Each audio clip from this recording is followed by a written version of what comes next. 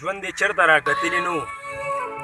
په ژوند یې چېرته راکتلي نه وو اوس په مزار مې ډېوې بلې ساتي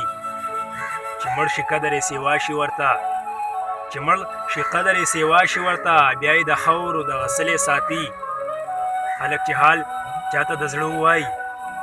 خلک چې حال چاته د زړه ووایي هغه خبره زړه کې غلې ساتي بچې وړوکې په نشو سر شوی بچې وړوکې په نشو سر شوی لارې حجرې اوس د ټول کلي ساتي. السلام علیکم ګرانو کتونکو په پروګرام د پښتونخوا رنګونو کې زه د ادب طالب علم کاشف خان لیکوال نیغ پنیغ تاسو ته مخاطب یم. امید کوم د الله نه چې روغ جوړ او خوشحاله به یئ. راغلي وو د مردان علاقې ته په مردان علاقه کې مو سلیمان شاه ملنګ صاحب سره ناستې کړې دی. د سلیمان شاه صاحب ژوند به پوښتو او د هغوی نه به د خوند او د رنګ کلامونه هم اورو. السلام علیکم. وعلیکم السلام. سلمان صاحب ژوند مو څنګه تېرېږي؟ جی بس ژوند خو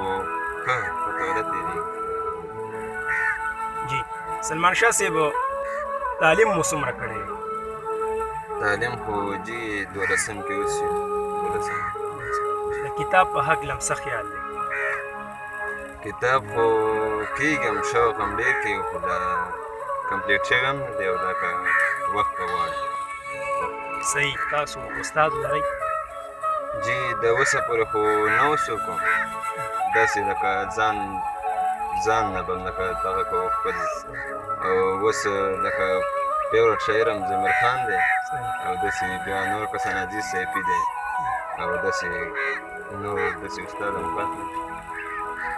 ډېره مننه. سلیمان شاه صاحب مینهوالو ته به څه وړاندې کوئ؟ غزل به ورته ووایو. ارشاد. د غزل نه مخکې 2-3 شعره دي چې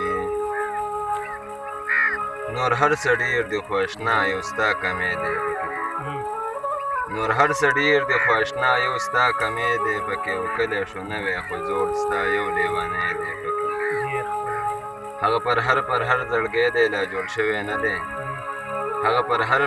زړګی دی لا جوړ شوی نه دی هغه شان سلوکي کوي هغه شان سوری دی پکې او خدای دې د بدو سترګو وساتي ترور ستا دالونه خدای دې د بدو سترګو وساتي ترور ستا دالونه خو منځنی لور دی والله د لاس غمی دی پکې غزل دی چې مطلب ده چې په غریبۍ کې به رالویشم خو د کار به شمه په غریبۍ کې به رالویشم خو د کار به شم او په هره لاره بازار شم خو فنکار به شم په غریبۍ کې به رالویشم خو د کار به شم او په هره لاره بازار شم خو فنکار به شم او چا مې پر یاد وانه ورید چا سینې ته جوخ نه کړمه چا مې پر یاد وانه ورید چا سینې ته جوخ نه کړم او رالوی به شم په تنهایۍ کې خو هوښیار به شم او ژوند د غمونو د سختو او خوشحالو نه جوړ دی ژوند د غمونو د سختو او خوشحالو نه جوړ دی او دا مرحلې چې ژوند کې تېرې کړم په لار به شم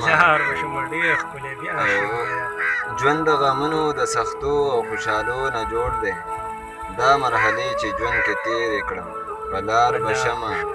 او ما پورې هر چا خندا ټوکې مسخرې کړې دي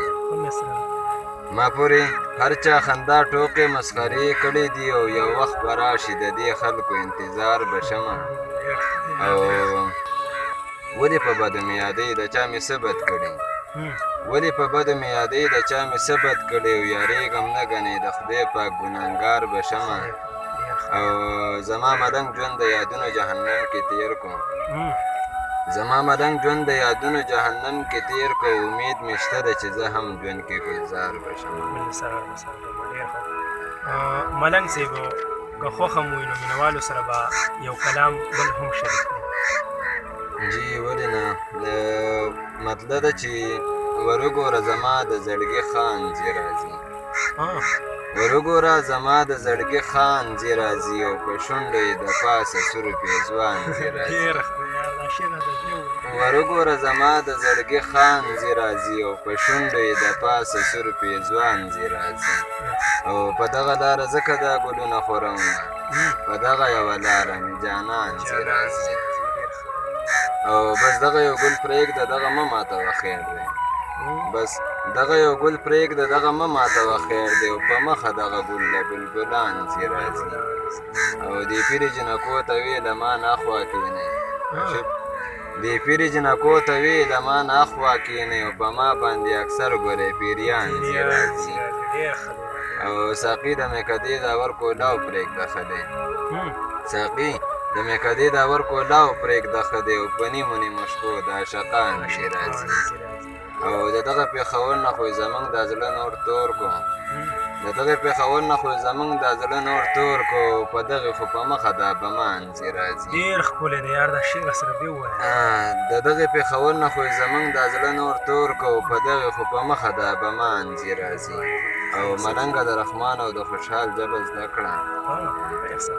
ملنګه د رحمان او د خوشحال ژبه زده کړه که نه یې نه ولې داسې شاعران چې راځي ډېر ښه دی یار د آخري شعر سره بیا شریک کړه مننه جي وایي ملنګه د رحمان او د خوشحال ژبه زده کړه که نه یې نه ولې داسې شاعران چې راځي ډېره مننه ملنګ صاحب ډېره مننه دغو مینهوالو سلیمان شاه ملنګ صاحب چې تاسو د خوند او د رنګ کلامونه واورېدل تر بل پروګرامه پورې ما کاشف خان لیکوال له راکړې اجازت د لوی الله